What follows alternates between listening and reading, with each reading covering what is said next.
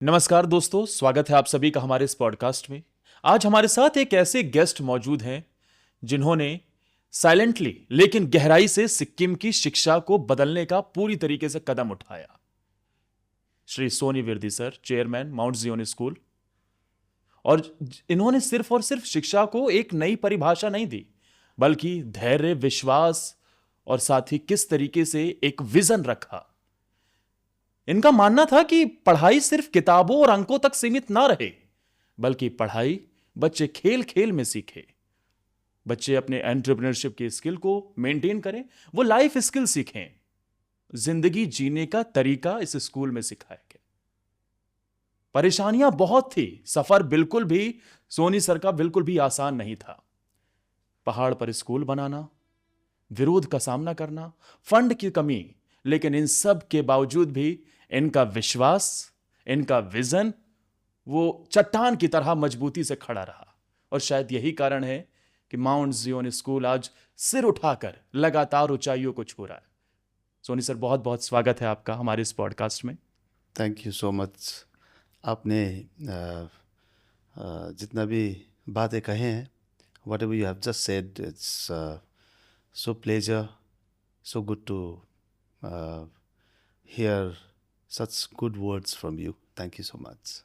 Soni Virdi sir, लेकिन अगर हम 2 दशक पहले जाएं और वो सफर समझने की कोशिश करें, कैसे मन में विश्वास आया, कैसे मन में ये विचार आया कि एक विजन के साथ एक ऐसे स्कूल की शुरुआत की जाए जो एक मॉडल बन जाए?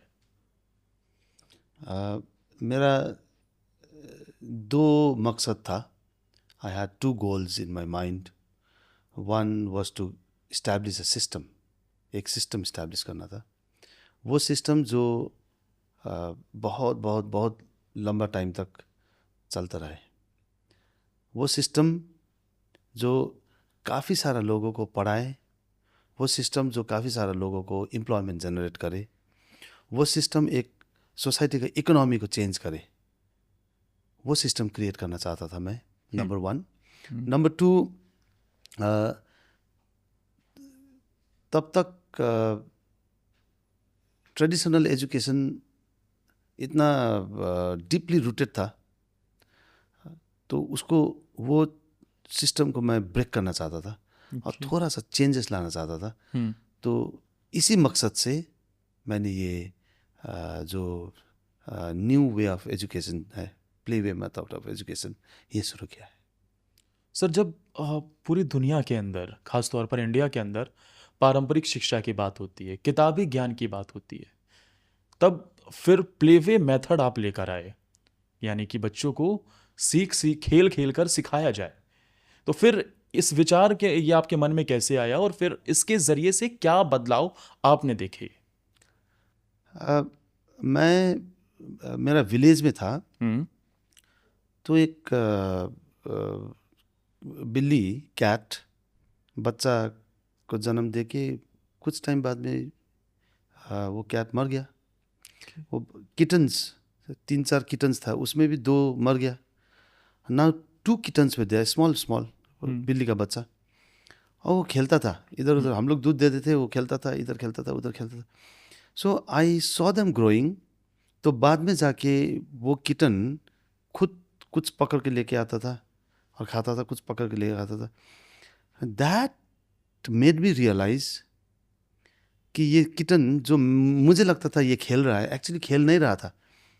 वो तो लाइफ स्किल था, प्रैक्टिस कर रहा था, सीख रहा था। वो किटन तो सीख रहा था कि हंट कैसे करना है, अपना फूड किस तरह से लेके आना है। तो मुझे लगा कि वो खेल रहा था। सो आई थॉट पढ़ाई भी तो ऐसा हो सकता है ना। सही। सो देखने में लगेगा कि दे आर जस्ट प्लेइंग, देखने में लगेगा कि they are just doing nothing, but actually we are learning. तो आपने खेल खेल में जिंदगी जीने का तरीका भी बच्चों को सिखा दिया। यस। लेकिन 2014 में सर, जब आपने बच्चों के हाथ से किताब की जगह उन्हें टैबलेट थमा दिया, तो लोगों का क्या रिएक्शन था उस टाइम पे, और फिर बच्चों ने इसे कैसे अडॉप्ट किया? बच्चे बहुत खुश थे, हाँ। डेली आके मुझे थैंक यू बोलता था। पेरेंट्स बहुत गुस्सा था। वो कहते थे सोनी सर ने हमारे बच्चों को बिगाड़ दिया, हमने जो नहीं दिया था वो सोनी सर ने दे दिया। हम्म। सभी बच्चे को टैबलेट दे दिया। वो लोग बोलता था कि सोनी सर बच्चे को बिगाड़ रहा है। Hmm. This what they said, that was the reaction. लेकिन बच्चे, दूसरे स्कूल का बच्चे भी कभी मेरे पास आके मुझे बोलता था, टाउन में मिलता था, बाज़ार में, कहीं पर भी मिलता था, Soni sir I like the idea of tablet in the school that you have given. So children were happy, हाँ। Parents were not.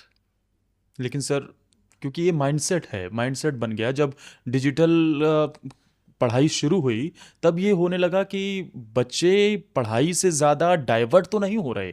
तो ये आपके ऊपर एक बड़ी जिम्मेदारी थी कि आप इसे कैसे मेंटेन करते हैं तो बच्चे डिस्ट्रैक्ट ना हो और उस जो टैबलेट आपने दिया है या फिर जो आपकी डिजिटल लर्निंग है उसका सही तरीके से इस्तेमाल हो सके। फिर वो कैसे आप कर पाए, कैसे मेंटेन कर पाए उस बैलेंस को? सबसे पहले तो मैं ये बताना चाहता हूँ कि 2 साल तक हमने यूज़ किया इसको। ओके। तो 2 साल तक भी रिजेक्शन बहुत ज़्यादा आया, रिजेक्शन वॉज टू स्ट्रॉन्ग। देखिए, मुझे बैलेंस करना है। आई am a man. If man stubbornness में आएगा तो सोसाइटी बिगड़ जाएगा। फैमिली तो बिगड़ेगा बिगड़ेगा, सोसाइटी भी बिगड़ सकता है। सही। तो man should not be too stubborn. Hmm. Historically यदि हम देखा जाए, historically man has to go out, fight against the enemy, हाँ। Win, protect the family, Yeah. Protect the society, come back. लेकिन यदि कोई सुलह करने आ रहा है तो हम स्टबर्न हो के नहीं मैं तो तुमको तुम्हारे साथ फाइट करूंगा, वार करूंगा, नहीं बोल सकते ना। तो ऐसे अभी भी हम लोग स्टबर्ननेस में नहीं रह सकते। तो व्हाट आई डिड, जब रिजेक्शन बहुत ज़्यादा आया तो 2015 का लास्ट में मैंने चॉइसेस दिया कि since this is not working so we will be stopping it for some time. Okay. Then again 2017 में लेकिन मैंने रीस्टार्ट किया। I had halted for 2 years। 2017 में मैंने फिर से रीस्टार्ट किया। 17, 18, 19, सो 20 से the whole world accepted it. when 2020 में when the world accepted it, so many of those parents who used to reject, who used to shout at me, they came to me and you know what they said? वो बोला, क्या आपको पहले मालूम था ऐसे कुछ होने वाला है? तो मैंने बोला ऐसा तो मुझे मालूम नहीं है, लेकिन मुझे ये मालूम है कि फ्यूचर ये है, फ्यूचर ये है। आज नहीं तो कल everyone will have to get adapted to this system. Definitely जिस चीज़ की आपने शुरुआत की बाद में जाके लोगों को लगा और फिर दुनिया ने उसे अपनाया। डिजिटल लर्निंग की तरफ से हमने देखा कि वो जो भी सिचुएशन रही, लेकिन उसके बाद एक बहुत बड़ा कदम उस दिशा में उठाया गया। लेकिन सिर्फ यही एक कदम नहीं सर, आपके स्कूल में जब मैंने पढ़ा तो ये मुझे पता चला कि आपके यहाँ बच्चों को ही एंटरप्रेन्योरशिप सिखा दी जाती है, फाइनेंशियल मैनेजमेंट बड़े बड़े लोग नहीं कर पाते, आप बच्चों को ही सिखा रहे हैं, लाइफ स्किल सिखा रहे हैं। तो इन सब विषयों को आपको क्यों लगा कि बच्चों को बचपन से ही सिखा देना ज़रूरी है, ये सब आगे चलकर बहुत ज़रूरी होने वाला है? देखिए, एंटरप्रेन्योर स्किल एक्चुअली सबके पास होता है, तो उसको थोड़ा सा मैं पॉलिश कर रहा हूँ। आई डू नॉट नो, आप, मुझे इतना तो मालूम है आप शादीशुदा है, लेकिन बच्चा है नहीं है मालूम नहीं, बच्चे नहीं है ना। नहीं। जब आपका छोटा सा बच्चा होगा, छोटा सा होगा, बेटा या बेटी, उसको कुछ चाहिए होगा बाज़ार में, तो दैट चाइल्ड, आपका बच्चा को मालूम है कि पापा से किस तरह से लेना है वो सामान। बिल्कुल। Children knows how to get things from their parent, that's entrepreneurial skill. Every house parents क्या बोलता है बच्चे को, तुम इतना मार्क्स लाओ तो तुमको मैं I will gift you this. Entrepreneurial skill. Wife has the highest entrepreneurial skill. सही बात है। डेफिनेटली। इसके बारे में बहुत लंबा चर्चा होगा, लेकिन नहीं करेंगे। अब husband has very good entrepreneurial skill. I mean, every one of us has the entrepreneurial skill. लेकिन the one who polishes the entrepreneurial skill will be successful. इसीलिए entrepreneurial skill सिखाना जरूरी है। दूसरा, financial literacy is so important. Ultimately life में सबसे important होता है पैसा। पैसा है तो सब है, पैसा नहीं है तो कोई नहीं है। बिल्कुल। और मार्केट थोड़ा गलत सिखाता है कभी कभी पैसा के बारे में। मार्केट जो सिखाता है सेविंग करो, the love of money is root of evil, you know. तो ऐसा ऐसा सुनते सुनते अब तो बच्चों को बोलता है तुम लोग पैसा के बारे में बात मत करो, ये बड़ा लोग का बात करने का वो टॉपिक है। हाँ। तो ऐसा बोलते बोलते वो लोग सीख नहीं पाएगा। जब सीख नहीं पाएगा फ्यूचर में जाके they do not know anything about the finances, the management of finances. Therefore वो लोग को डिले हो जाएगा, सक्सेस डिले हो जाएगा। I want my children to learn, और सक्सेस डिले मत करो, जल्दी से जल्दी सक्सेस ले लो। सर, जब मैंने माउंट जियोन स्कूल के बारे में पढ़ा तो ये पता चला कि आपने एक ग्रीन कैंपस प्रोजेक्ट की भी शुरुआत की है। इसके पीछे आपकी क्या सोच थी और क्या है ये ग्रीन कैंपस प्रोजेक्ट? ये ग्रीन कैंपस इसलिए है क्योंकि अभी हम लोग को ग्रीन सोसाइटी डेवलप करना है slowly, because we must give back to the nature now. The time has come, every one of us will have to live green. Everyone will have to, you know, think green, live green. जैसे हमारा Sikkim green state है, बिल्कुल। Sikkim organic state है। तो सिक्किम यदि organic state और green state है, government of Sikkim बहुत मेहनत कर रहा है, इसमें बहुत मेहनत कर रहा है। We have the best sets of government, best sets of officers, bureaucrats, the politicians, the public. तो इसीलिए सिक्किम में ग्रीन कैंपस होना बहुत ज़रूरी है। और बच्चों यदि ग्रीन कैंपस में बैठ के सीखेगा, जहाँ पर टॉक्सिक नहीं होगा, जहाँ पर केमिकल नहीं होगा, मैक्सिमम लोकल प्रोडक्ट यूज़ करके हम लोग क्लासरूम बनाएंगे। नंबर 2, क्लासरूम ओपन स्पेस ज़्यादा होगा, ऐसा 4 कॉर्नर वॉल कम होगा। तो रूम के अंदर बैठ के कितना दिन तक पढ़ेंगे? अभी टाइम आ गया है बाहर बैठ के पढ़ेंगे। सही बात। And let us think broader way. Therefore green campus एक ग्रीन सोसाइटी क्रिएशन का तरफ में हम लोग जाने का एक विचार लेके हम लोग आगे बढ़ रहे हैं। लेकिन सर, बहुत सारी चुनौतियां होती हैं। ये हमेशा कहा जाता है कि ज़मीन से मुश्किल पहाड़ होता है, और आपने तो पहाड़ों में जाके स्कूल बना दिया, ऐसा स्कूल जो एक मॉडल बन गया है। किस तरीके की परेशानियां आई और उनसे लड़ने की आपको ताकत कैसे मिली? क्योंकि चाहे लैंडस्लाइड की बात हो, चाहे लोगों के विरोध की बात हो, या फिर फंडिंग की बात हो, फंडिंग भी एक बड़ा इशू होता है। तो फिर इन सब से लड़ने की आपको ताकत कहाँ से आई? तो सबसे पहले तो फंडिंग का बात करते हैं। पैसा कम है, पैसा ज़्यादा नहीं है, बहुत कम पैसे से मैंने शुरू किया है। और अपना मकान नहीं बनाया। My wife supported me, my son, my daughter, everyone supported me. They never asked. हम लोग छोटा सा बेसिक फ्लैट में रहते हैं अभी भी, बेसिक फ्लैट में, छोटा सा रूम। मेरा रूम में तो बेड भी नहीं है, मैं ज़मीन में सोता हूँ। I mean the basic. लेकिन जितना भी पैसा आता है मैं स्कूल में इन्वेस्ट करता हूँ। Whatever money comes, I invest in the school.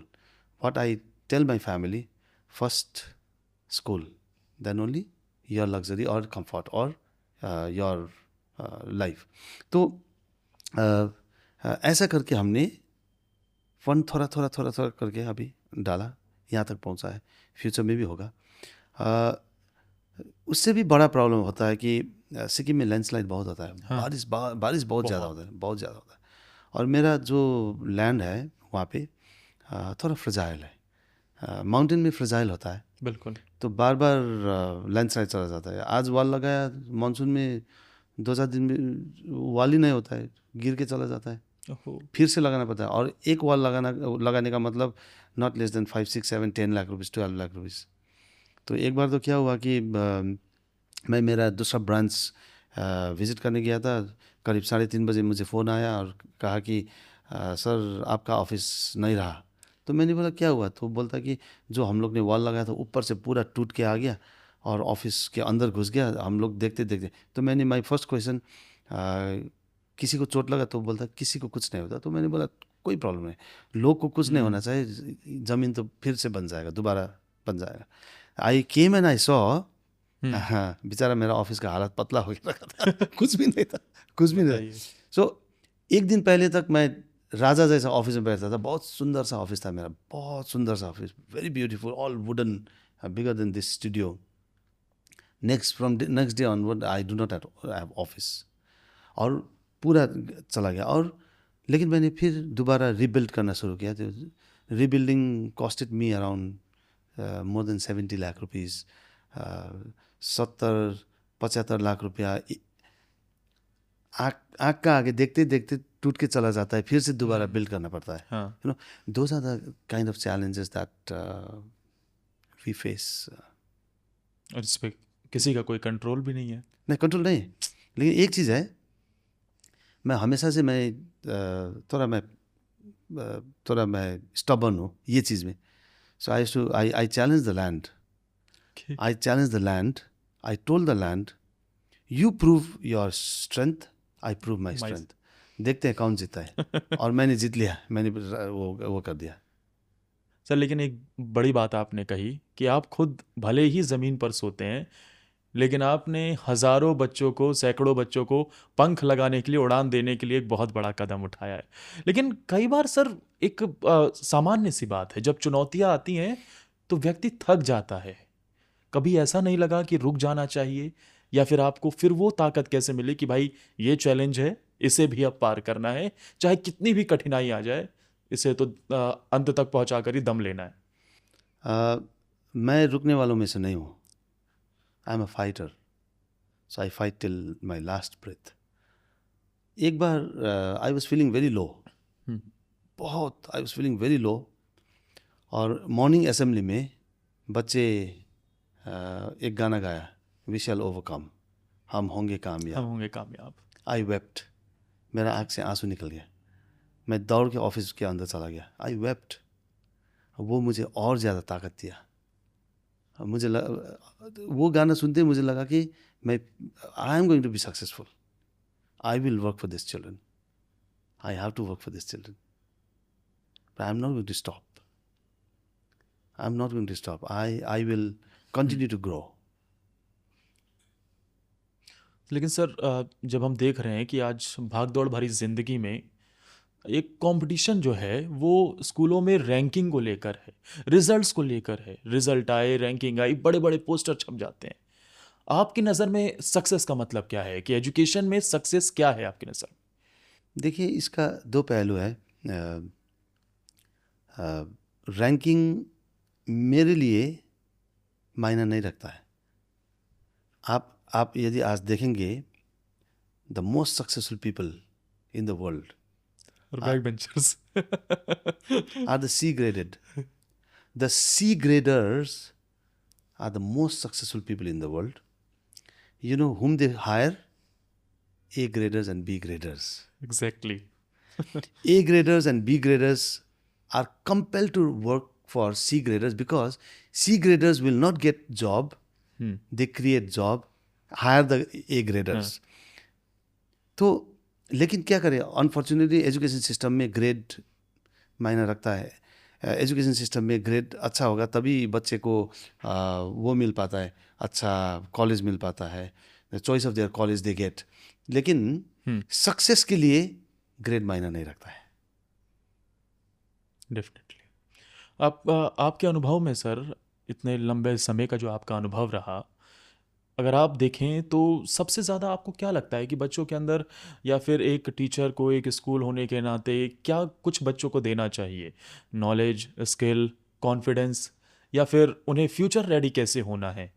किस तरीके की सबसे ज़्यादा आपको लगता है कि इमोशनल सपोर्ट होना चाहिए, स्किल्स देनी चाहिए, या फिर नॉलेज पे काम करना चाहिए? मेन फोकस क्या रहता है? ये दो चीज़ में बात करेंगे इस बारे में।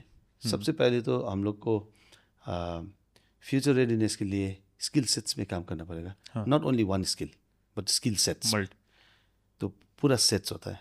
For example, with my best friend I will behave different, with you I will behave different, with rickshaw वाला I may behave different, this are all skill sets. With my parent I will behave different, skill sets.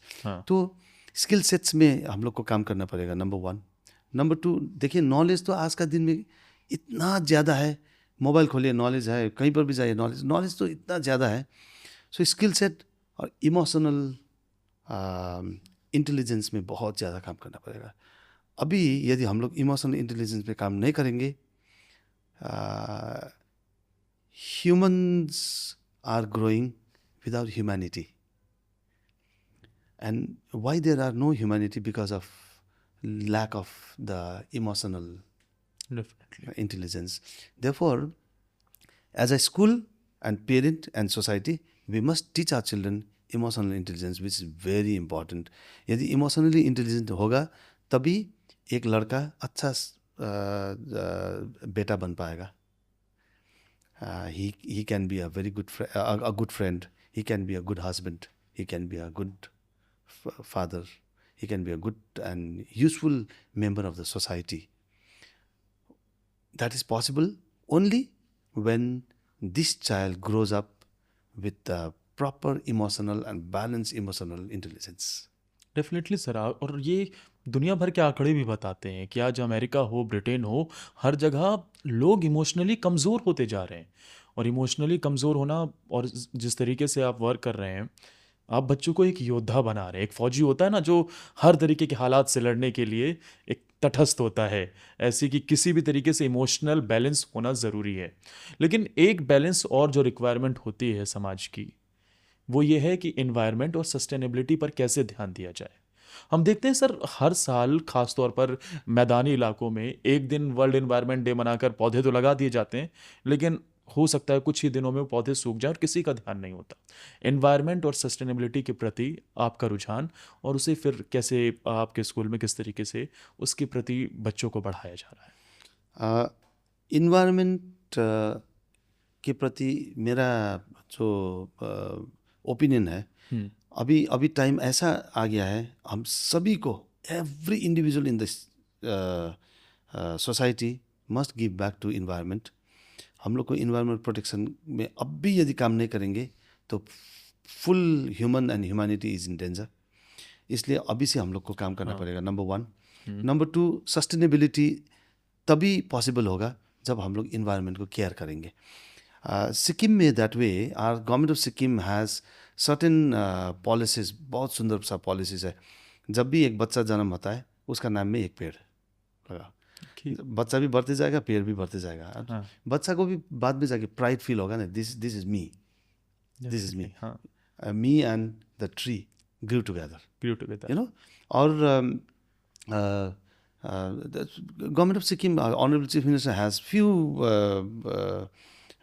policies for plantation, like my mero ruk mero santati, something like that, you see, and some other policies are also there which caters to protection of environment and जो environment को आगे बढ़ाना है उसमें काम कर रहा है. अब सिक्किम पूरा काम कर रहा है, हम भी काम कर रहे हैं. अभी बाकी लोग को भी जुड़ के ऐसे करके बाकी स्टेट में भी ऐसा आने से अच्छा है.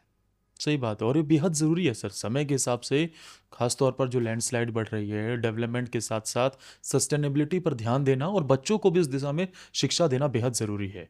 लेकिन सर, जो भी आपके विचार हैं, जो आपका विज़न है, भाई एक चेन के ज़रिए से ही आप बच्चों तक पहुंचा सकते हैं, और उस चेन का सबसे महत्वपूर्ण अंग टीचर्स हैं. टीचर्स को लेकर आप क्या कहना चाहेंगे? आप उन्हें किस तरीके से चीज़ें कन्वे करते हैं, उन्हें किस तरीके से सपोर्ट करते हैं कि वो डायरेक्ट बच्चों के अंदर आपके जो विचार हैं, आपके जो सोच है, उसे आगे बढ़ाने के लिए वो काम कर सकें? टाइम टू टाइम ट्रेनिंग ज़रूरी है. ट्रेनिंग होता है टीचर्स के लिए, और टाइम टू टाइम मीटिंग्स, और उन लोगों को भी पता होना है कि हम कौन सा डायरेक्शन में जा रहे हैं. So without direction, or if they are left directionless, then they will not be able to help our children. Therefore, in order to let them understand the direction, the time to time meeting is very important. तो एक चीज़ मैं बताना चाहता हूँ, more than a teacher in the world these days, we have facilitators. Teachers को text book से पढ़ाने का ज़रूरत नहीं है. टीचर का विजडम इतना ज़्यादा होता है कि वो तो जाके विदाउट एनीथिंग किसी भी सब्जेक्ट में पढ़ा सकता है. लेकिन अभी जो स्कूल्स में, कॉलेजेस में, यूनिवर्सिटीज में जाता है, they are the facilitators. They open the book, page number so and then they facilitate it. लेकिन as a facilitator also they must facilitate properly so that our children grow healthy towards environment, towards sustainability.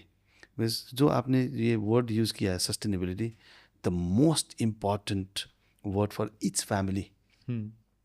यदि husband of the family और wife of the family दोनों मिल के काम नहीं करेंगे ना परिवार को जोड़ने के लिए, परिवार में प्रेम, एकता, लव, यूनिटी और परिवार का पीस के लिए सस्टेन नहीं करेगा फैमिली. डेफिनेटली डिवोर्स हो जाएगा, सेपरेशन हो जाएगा. यदि फैमिली सस्टेन करना है तो ये सब चीज़ में काम करना पड़ेगा. ऐसे ही इन्वायरमेंट को सस्टेन करना है, वर्ल्ड को सस्टेन करना है तो बहुत सारा चीज़ में हम लोग को काम करने का ज़रूरत है.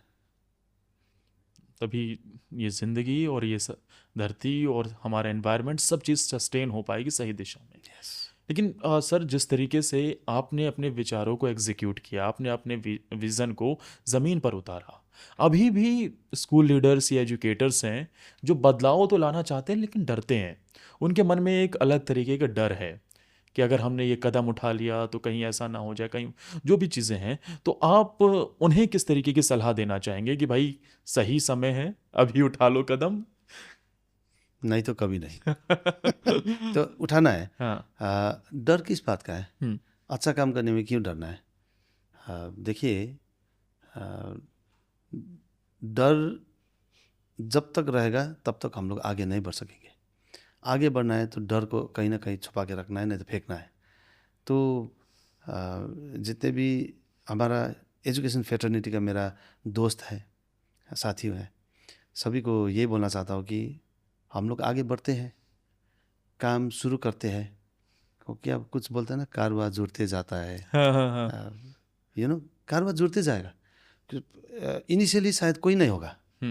Initially as a leader you will be alone, but लेकिन कारवा जुड़ते जाएगा. सही बात. कारवा जुड़ते जाएगा, लोग जुड़ते जाएगा, कारवा बढ़ते जाएगा. Something like that. लोग जुड़ते जाएगा, कारवा बढ़ते जाएगा. लोग जुड़ते जाएगा, लोग जुड़ेगा, ज़रूर जुड़ेगा. या आज नहीं तो कल, कल नहीं तो परसों, परसों नहीं तो और आने वाले टाइम में they will get convinced, they will understand, they will support you. Definitely sir, अगर एक कदम बढ़ाकर देखो तो सही, ज़माना आपके साथ खड़ा रहेगा. यस. लेकिन सर, आखिरी में एक सवाल मेरा आपसे है, माउंट ज़ियोन स्कूल को लेकर आपका लॉन्ग टर्म विज़न क्या है, और आज के जो बच्चे हैं वो कल की दुनिया किस तरीके से देख पाएँ? कैसी दुनिया होगी जो आप चाहते हैं कि वो बच्चे देखें?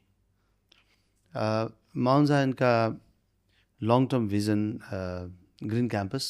Green campus is so important.